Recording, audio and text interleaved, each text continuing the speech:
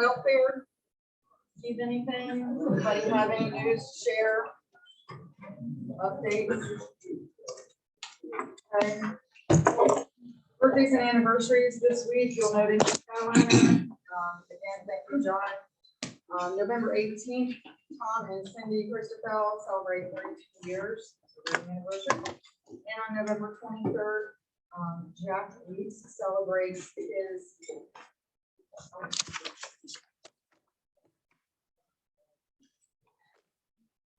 okay. And on November 23rd, Jack Weeks celebrates his anniversary and 35 years of service. So absolutely. All right. Announcements. Ken, you want to tell us about Salvation Army bell ringing? Yep, Salvation bell ringing for December the 10th and December 8th. Derek and all his kids are going there December 10th and December. We still have December 8th, and 2 doors to fill Walmart. So I'm sitting down and announce, so I'm signing this weekend. Please sign up and fill 2 doors in the home day. It's from 10 a.m. to 8 p.m. Thanks, Ken. I just found out that the RLI training on November 19th, tomorrow at University of College got canceled. So if you try to register for that, you already know that. But if you're planning on registering today, that event has been canceled due to low attendance. You still have until November 30th to do your virtual walk for JDRF. So please get out and walk. You'll do a little bit more brisker walk right now than you would have a couple weeks ago, but you can still get out and you can get donations and donate to JDRF. Let's see, I need to tell you that on December 2nd, you won't be here next week because it's the holiday. So you're going to get to go do your Black Friday shopping. But the following week on December 2nd, we're going to be at RMA, and we need to send out an RSVP so we know how many people are coming. If you're bringing spouses or family members, we need to know so that we know the location setup for RMA. So I'll send that out to you. Please make sure you respond so that we know how many people to expect. Doc Smith follows that week on the 9th. And Chrissy couldn't be here today, but she wanted me to remind you to please bring stuffing. We're collecting boxes of stuffing for families right now. And the boxes that we were supposed to unload from the food bank last week, we are going to now do on Monday, November 28th at 2:30 at First Baptist Church. You're sending a sign up? Want me to send a sign up? We'll send a sign up. It doesn't matter who does it. We'll send a sign up, and if you can be there on Monday, November 28th after Thanksgiving to help out at 2:30, please let us know. Many hands make the light work. All right. Let's do happy dollars. Who's happy?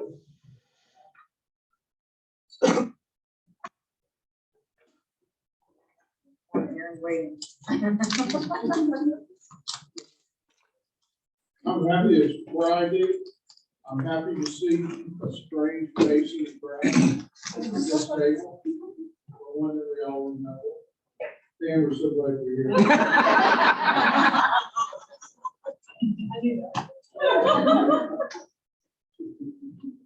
We'll give a happy 20. Great to be back to my club. I'm still involved in Rotary with Rotary Club of Farmville, and I'm also the area governor for Prince Edward, Nottoway, and California County. But it's good to be back and see my colleagues there.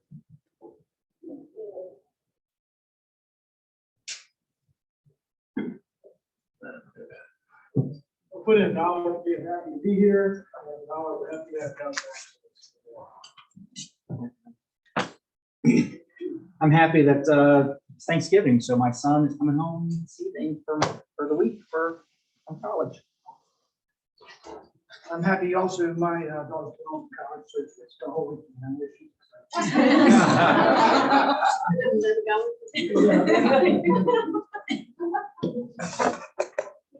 Okay, anybody else? All right. So I'm gonna end the suspense and ask Bret to come on up. And then do his presentation for the Drug Stanley Award. Well, thank you, President Lori, fellow Rotarians. As I think everybody knows, once we've discovered that when Doug left and left us, he left a really big hole in our club and all the activities to do. And one of them was taking on these special awards and special projects. So we're really glad that Doug come back for this award. For those that you'll remember, we had this special award that we gave to a member of our community or a member of our club for many, many years, named after Dr. Miller. Whoa. And but after about 10 years, we retired that award and we decided to rechristen it the Doug Stanley Service Above Self Award in recognition of all the work that did for our community, our county, as administrator in his position there, and then especially as volunteer activities that he did throughout the community. But so like I said, we've really recognized once he left, and we had to figure out how to do all of these things without him. So our process for this award is we do ask for nominations. They do not have to be a Rotarian. They could be a member of the community, and we ask for those nominations to be made, and then the board selects somebody that's worthy to live up to that title of Service Above Self. If you recall, our first award recipient was Doug, and then that same day we also gave it to John Vance, who served on our Board of Supervisors and on the Lord Fairfax Planning Commission for many, many years. This year's award recipient is here under false pretenses because she thinks she's here to watch a presentation about the Parks and Rec. And Dan Lenz did such a great job. He even printed out materials on your table to help fool her into thinking that she was here to learn about the music program that she funded. And our award recipient today is Lorraine Hultquist. So Lorraine.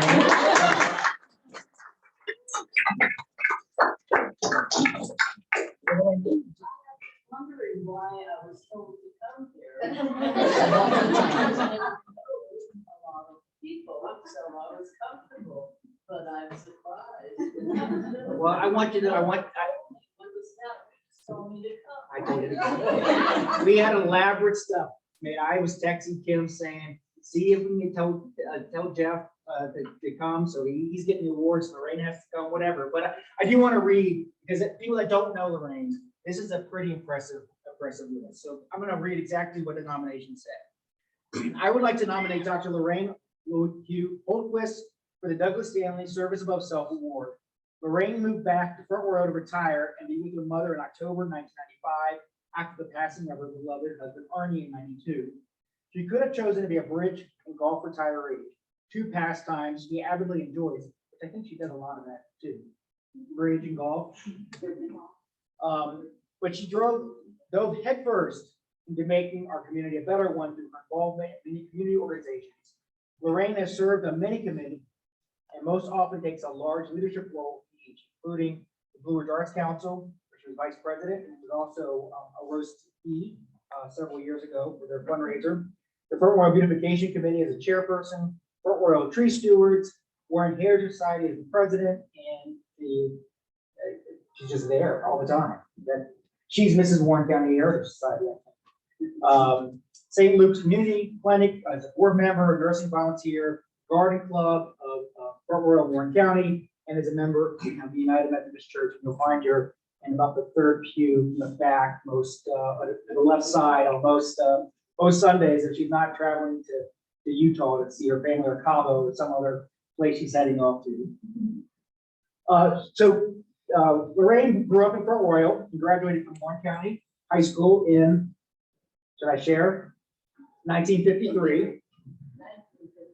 1953. Following graduation, she went off to nursing school at Johns Hopkins, where she graduated in 1956, and following the love of her life, she moved to California for marriage.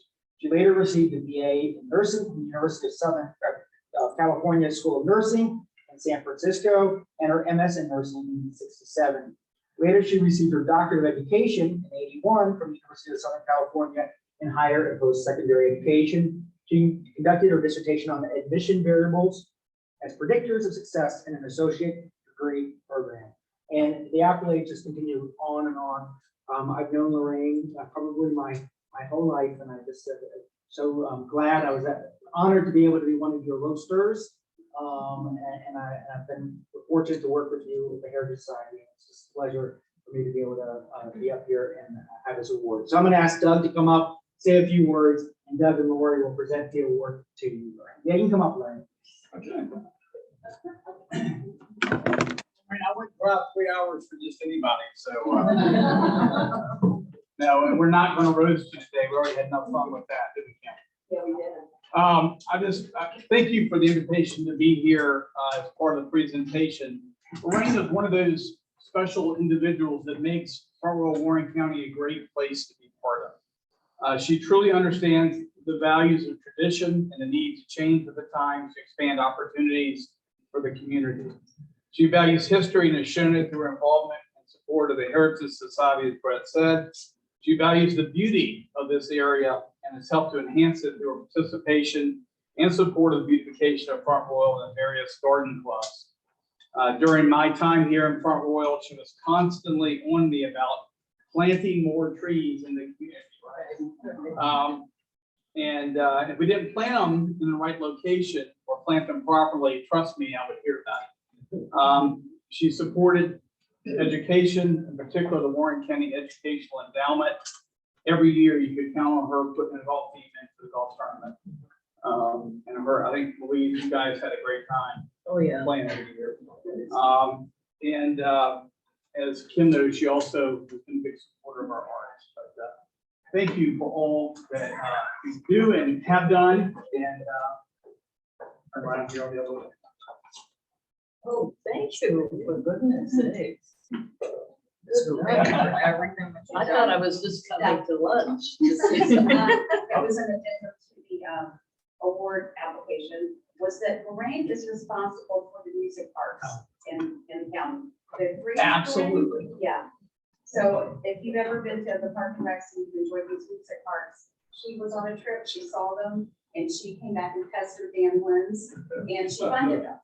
And thank you, Lorraine. She knows she puts her money where her mouth is. She does. Right, sit in front of the Front Royal. Over here. Over here. Yeah. Oh, yes, right over here.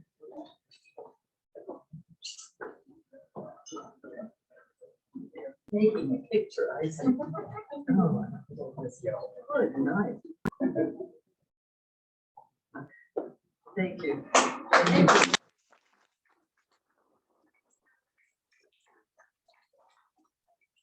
Please do. I also, I'm on the board of St. Luke's, and we appreciate, all the help we get with that.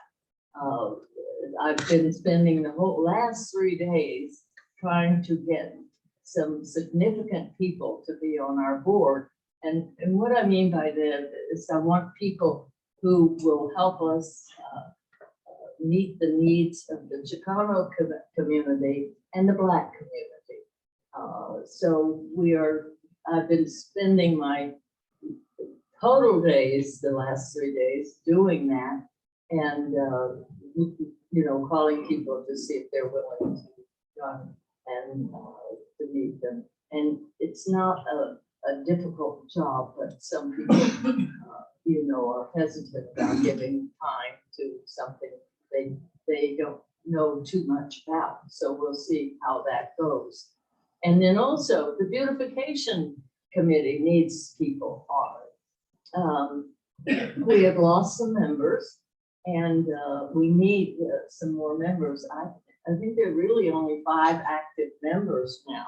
So if I come and ask you to be on the beautification, we don't meet that often, and we have funds, and we're going to be having another beautiful house tour next spring. I can't announce it yet, but it will be beautiful anyway. So think about that when you get an invitation. Maybe I'll get your addresses. and send you an invitation to this thing too.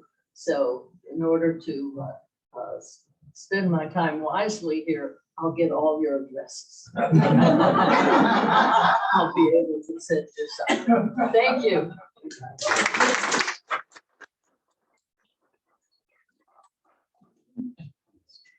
I'll be recruiting Lorraine for volunteerism and advice. All right. Aaron, would you give us the attendance report? Yeah, President Lori Hrbek, we have 27 regulars, and we have 2 guests. Bret would like to do that. President Lori Rotarian, my guest today is Kyle Werner. He is a student at Laurel Ridge, sophomore or second year there, planning to transfer to William Mary next year, and he's interested in the financial services world. So he is working in my office and other Edward Jones offices throughout the rest of the year. Thanks, Kyle. Welcome.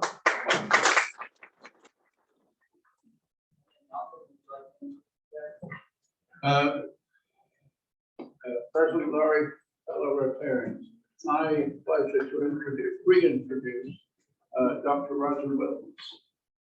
Dr. Williams was is the retired headmaster of Queen Elizabeth Grammar School in England. He arrived last night about midnight and is making his probably 10th or 12th attendance at our Rotary Club. Several years ago, we put together an exchange program with the Queen Elizabeth School students and RMA students. And that continued for about 10 years. And Roger was a guest of mine at Rotary in those long ago days. So Roger will.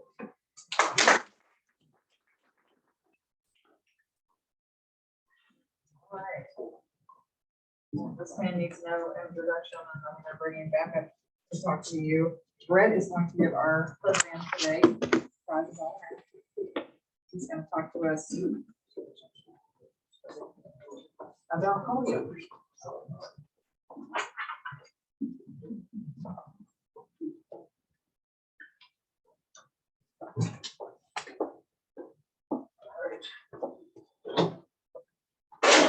So a couple months ago, excuse me, Kathy Cantor, our DG, had let Tracy Bledo know, who was in charge of polio, or Polio Plus for the district, that I had gone on an NID, National Immunization Days to India a couple of years ago. So she asked me in preparation for World Polio Day, which was last month, if I would be willing to go out and speak about that experience and about polio and where we are right now to the Area 1 and 2 clubs. So I have done that, and when we came up a little short on the program, I told Lori, I've got one in my briefcase, and I'm happy to fill in and talk about polio, just to give us an update on what's going on. Because we know we're about this close being done, and we've got to get across that hurdle. So excuse the slides a little bit because they are a little dated, only because of the they work for World Polio Day. So I use this slide right here. So let me back up. Pictures in the slide are all pictures I took except for these first two. The areas that I was in India, there were not a whole lot of, well, I didn't see any polio victims like this. So I did have to pull pictures off the internet for this case. But I use this slide when I talk to the interactors and young people, because obviously that's the most, I think, most famous polio victim around. And what a world what a different world we're in now. That was hidden from the public back then, and now we're so public about everything. But what is polio? It's a highly contagious disease caused by a virus that attacks our nervous system. Children younger than 5 years old are more likely to contract the virus than any other group. And according to the WHO, 1 in 200 polio infections will result in permanent paralysis. And the polio vaccination was developed in 1953 and made available in 1957. So it's estimated that 95 to 99% of people who contract the virus are asymptomatic. And when I was putting this presentation together, these words kept popping up like asymptomatic and the things that we've kind of gotten used to in part of our vocabulary the past 2 years. But this is known as subclinical polio. And even without symptoms, people infected with polio can still spread the virus and cause infections in others. Does that sound familiar? Fortunately, they weren't wearing masks all the time back in the 50s. About 1% of polio cases can develop into that viralic polio, and that leads to the spinal cord damage, brainstem, and both. It's possible for polio to even return after you recover, and this can occur up to 15 to 40 years after the polio vaccine or the polio virus has soon after you've been infected with polio. If you recall, I did do this presentation a couple years ago when I got back from India. This is my personal connection to it. This is my grandfather, my dad's father. He actually passed away in 2006 at 94 years old, I think. So 2006 and 96. And but he had polio, but he was a child. I remember this one leg being very skinny. My aunt remembers hearing about him getting ice baths when he was 10. He grew up right outside of New York City in Bergen County. And when he contracted it, almost 2,000 kids died of polio. And if you were at the district conference, this past spring, we heard a speaker who was a victim of polio. And if you watch her documentary, she's on this breakfast place in Chicago, watch it on Amazon, and it just talks about the fear that the parents had, and a couple people in the room might remember, but most of the parents will remember that fear that people had. So a little history. In 1979, Rotary clubs take on a project to buy and help develop polio vaccines for more than 6 million children in the Philippines. It wasn't until 1985 that RI launched Polio Plus. And when we went to the World Health Organization to say, and UN to say we wanted to attack polio and take this out, they told us no, that can't happen. We don't do it that way. We don't go after one virus or one disease. We immunize for all types of things. And we said this is what we wanted to do. And what did we start doing? We started doing it. We were successful, and now the rest of the world's following us. That was a pretty cool thing that we did at Rotary. So in '88, it took the '88 until the World Health Organization launched the Global Polio Eradication Initiative. And at that time, there were about 350,000 cases of polio across the globe. By 1994, the polio virus was eliminated from the Americas. Here's 2000. You can see the shading of where the country's left. In 2000, a record 550 million children, almost 1/10 of the world's population, received the oral polio vaccine. And the Western Pacific region, spanning Australia and China, is declared polio-free. The Rotary Foundation raises $119 million in a 12-month campaign in 2003. And Rotary's total contributions to polio eradication exceeds $500 million. 6 countries remain: Afghanistan, Egypt, India, Niger, Nigeria, and Pakistan. 2010. In 2009, we reached $800 million, and that's when we partnered with the Bill and Melinda Gates Foundation and they pledged $355 million to our eradication efforts. 2012, India goes a full year without any wild polio cases, and only 3 countries remain: Pakistan, Afghanistan, and Nigeria. And in 14, India is declared polio-free. So we're at 99%. Is this enough? I think this picture right here answers the question for me, and that's no.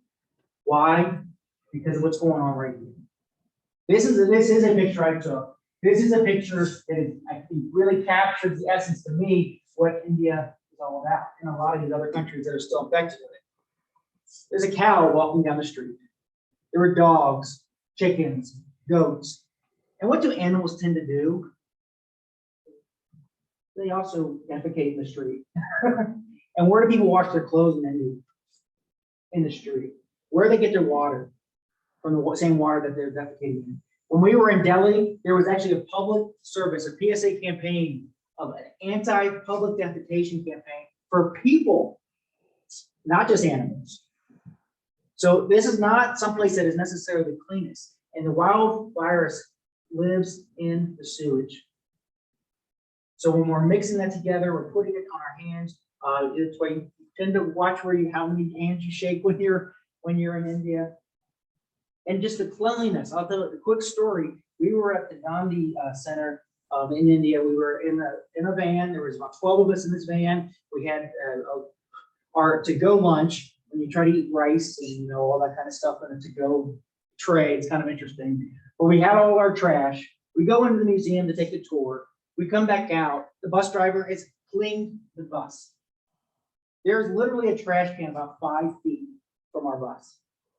We walk around, there's the pile of our garbage right there on the front. They just have no, that's just culturally, there's no concept of that, just putting it in the garbage, just throwing it on the ground. It's perfectly acceptable. So is 99% enough? No, we have to continue to eradicate this till we get to zero, because if we don't do that, more than 10 million children will be paralyzed over the next 40 years if we don't completely eliminate the virus. And this is why. These are articles just from September. The World Health Organization added the US to the list of countries with circulating polio. Polio detected in wastewater near New York City. We have it coming back into the United States. We have to continue and be vigilant on this effort.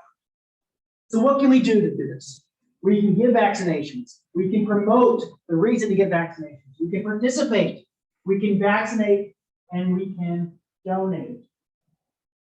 To give vaccinations, here's me giving the oral vaccinations. I think they've gone now to shots. It's more efficient, so you do have to have a medical background in order to do this. Still, people, it's important for Rotarians to go and do these NITs.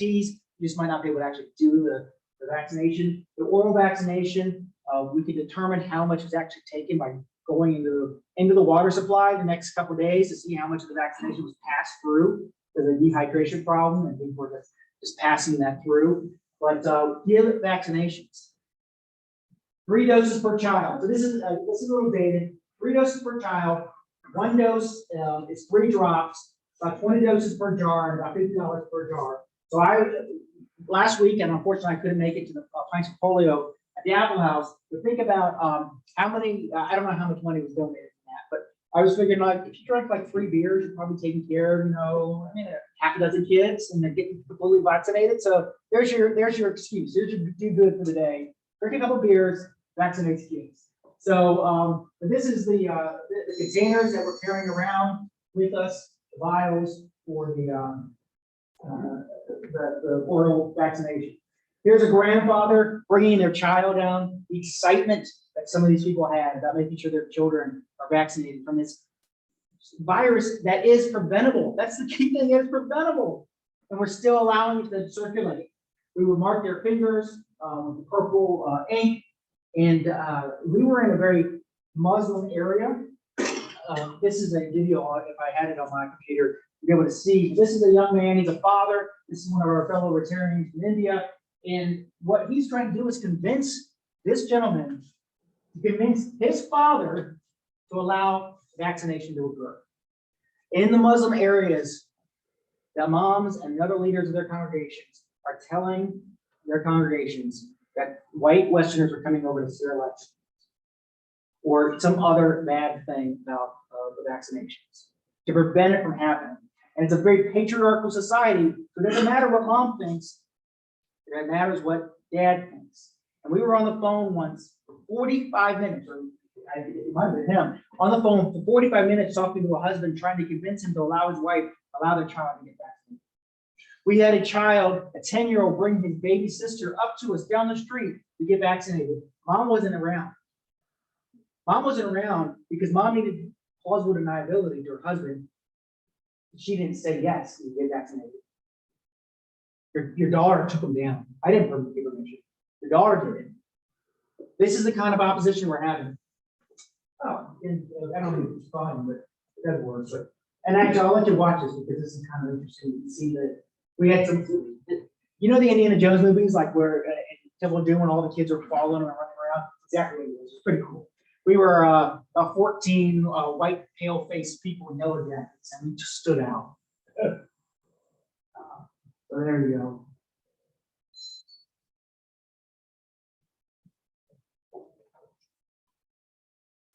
Raise awareness. This is what we did when we were in India. We raised awareness. You can see that. I mean, yeah, like I said, we had our guide who was an Indian. He was a Rotarian from California. He organized a trip. We had one road actor who was Mexican American from Southern California. The rest of us were pale, white. We all wore these yellow jackets. We stood out. People knew we were. So raise awareness. Raise awareness here. Bring it up. Talk to your friends. Let people know about what's happening. We got the End Polio campaign. I had, and I'm using Frank Gamer. I'm sorry for those of you that aren't a big fan of this. I had our basketball coach in here. Then he betrayed us and went to A&M. So I deleted him from our my slideshow. So Mike Young comes and does all we have to do. But this End Polio, just this close. We're just this close. And then promote. This is our club. This is what we do. It's pretty cool because the other areas I'm talking to, they're not doing this. We've got our polio garden down on Chester Street. That's pretty awesome. We get our polio tulips. Those are still popping up in my yard. And I bet if you planted them, you got them coming up too. I picked up Pete the polio bear. He was when I was in Hrbek for the Rotary Convention. So, you know, like Flat Stanley, comes around, takes pictures. I take him around with me sometimes, take pictures, post them on. He's out doing Facebook things. And we got our own pint of polio that we did with the other area clubs a couple years ago down at what was Front Row Brewing Company. And then right here, you can do this. This is on the brand center for the Rotary International website. Do your own, together we end polio.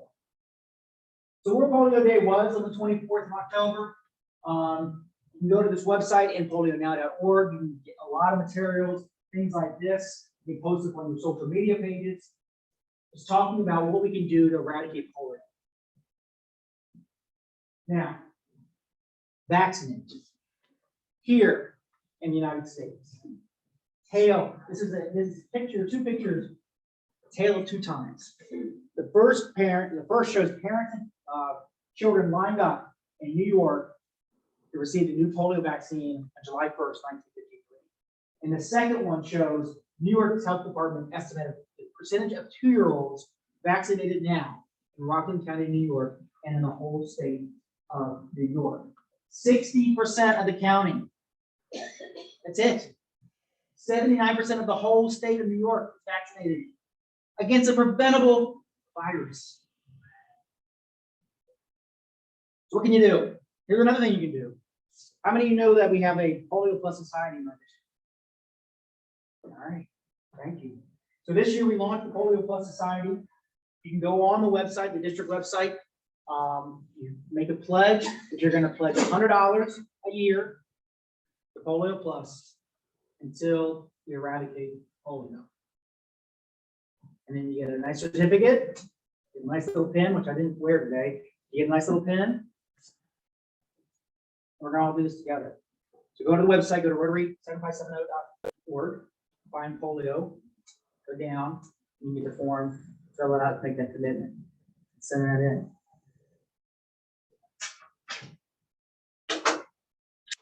Where are we now? As of this week, 20 cases in Pakistan, 5 cases in Afghanistan, 7 cases in Mozambique. Last year, 2021, 1 case in Pakistan, 4 cases in Afghanistan, and 1 in Malawi. We have had an uptick, and now it's starting to come back down slowly. I think COVID had a lot to do with some of that too. We diverted our efforts from polio to help with the COVID fight. But we're making headway. So 0 is the magic number. Oh, by the way, I just want to call your attention. This was from the Rotarian magazine last month. there was an article about polio and just where the money's being spent. For every dollar, 53% of that dollar, 53 cents, is going to raising awareness about polio and polio vaccination. 52%. Doesn't make any sense, 52 cents. All right, let me put it this way: $53 million. So I'll do it this way: $53 million is being spent for raising awareness. $52 million was spent for getting vaccines to children. 18 million was actually to pay for the vaccine. 13 for detecting the diseases. 11%, or $11 million for the experts, and about 1.5 for research. So the money's being spent efficiently. And if you know about how the Rotary Foundation works, you know that every dollar that we give after 3 years goes out to do a project. So we are one of the most efficient, if not the most efficient foundation there is, and making sure that dollars go to work. Well, why is zero important? I said, because we're going to have 40 million kids with paralysis, there's 10 million kids with paralysis within the next 40 years if we don't.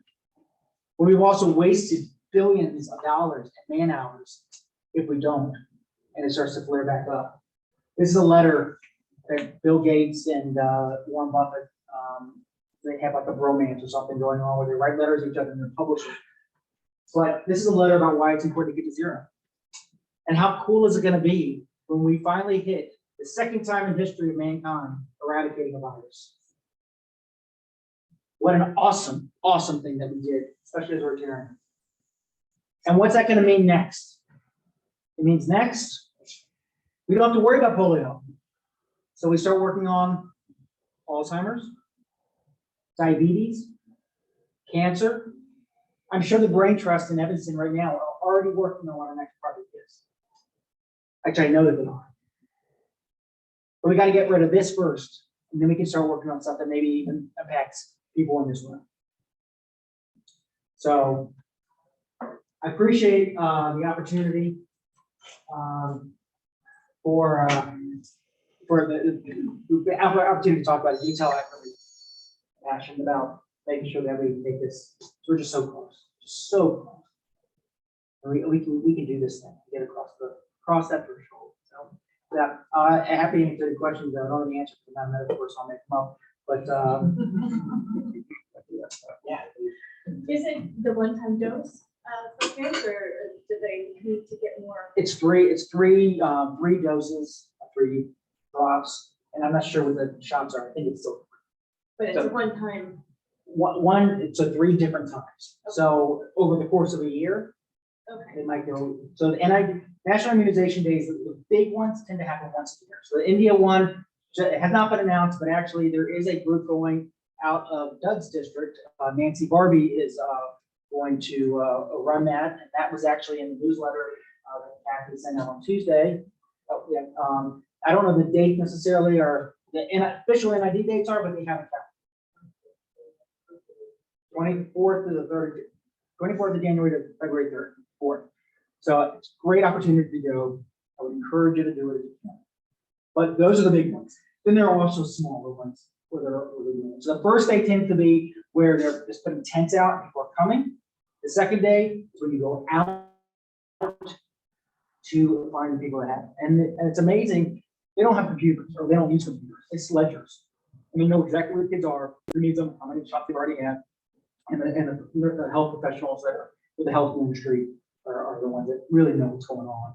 Rotarians there in India or Nigeria, they're doing the yeoman's work, and then we're coming in and we're maybe getting more glory, but we're there to help with morale as much as anything else. So, and I will say that the Afghanistan, and not a whole lot of people in this room are going to help in Afghanistan, but you have to, because these Muslim populations, it has to be females.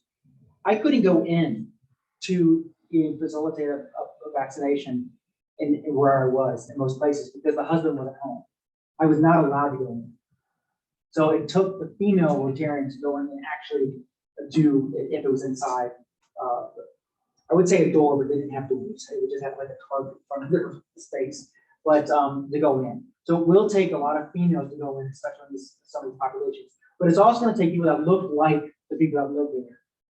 So we do need, people of Asian descent, especially to go into Afghanistan. Do that.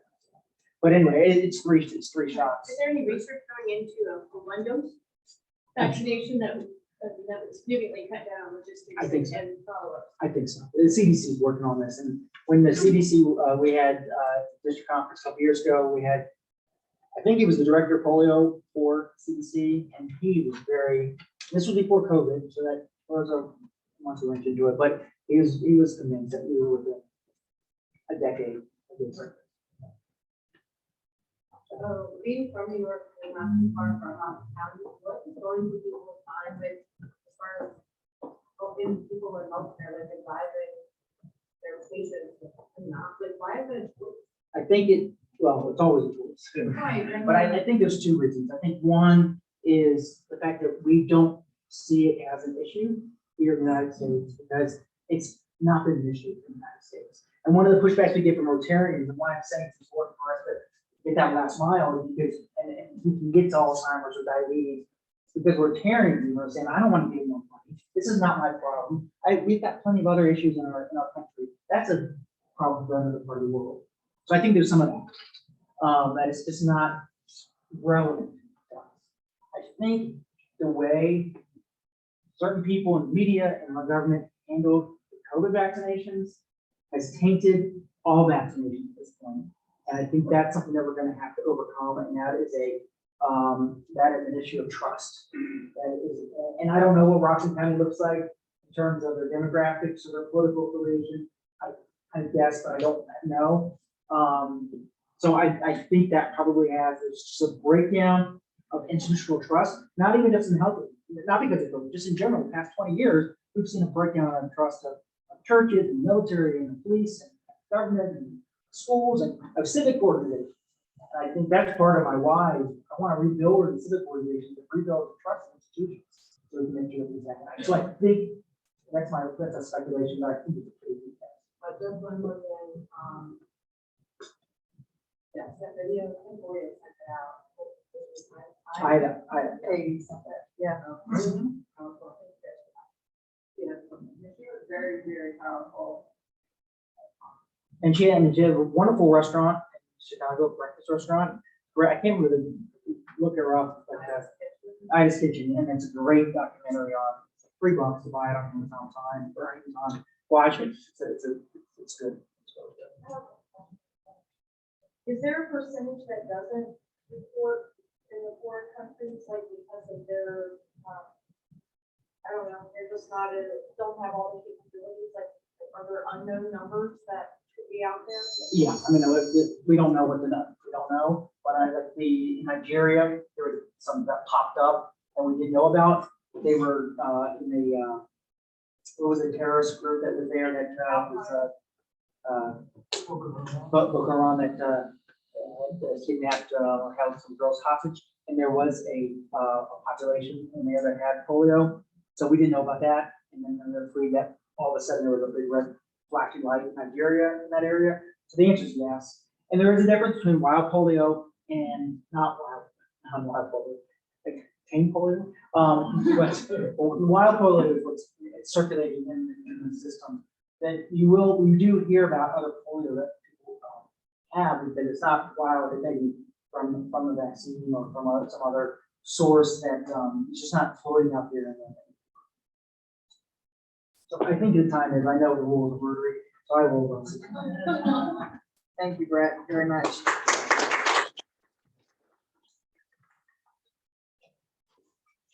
I will send out the information that you sent to us about the local deposits due November 30th, and they are a $500 non-refundable deposit. I'll send all this along to you, so that if you do want to go and be part of this, you can do that and sign up. I'll forward that along. Maybe this young man doesn't pick a ticket. So, 200 for the 50/50. 200-486. Aaron, all right. Congratulations. Again, I want to thank all the forces that brought Lorraine here today. We surprised her. So, and thank you, Lorraine, for everything you do again. If you will stand with me, recite the 4-way test. Don't come here next Friday. I'll see you in 2 weeks. The things you think. Say or do, first is the truth, second is a fair to all concerned, third will build goodwill and better friendships, fourth be beneficial to all concerned.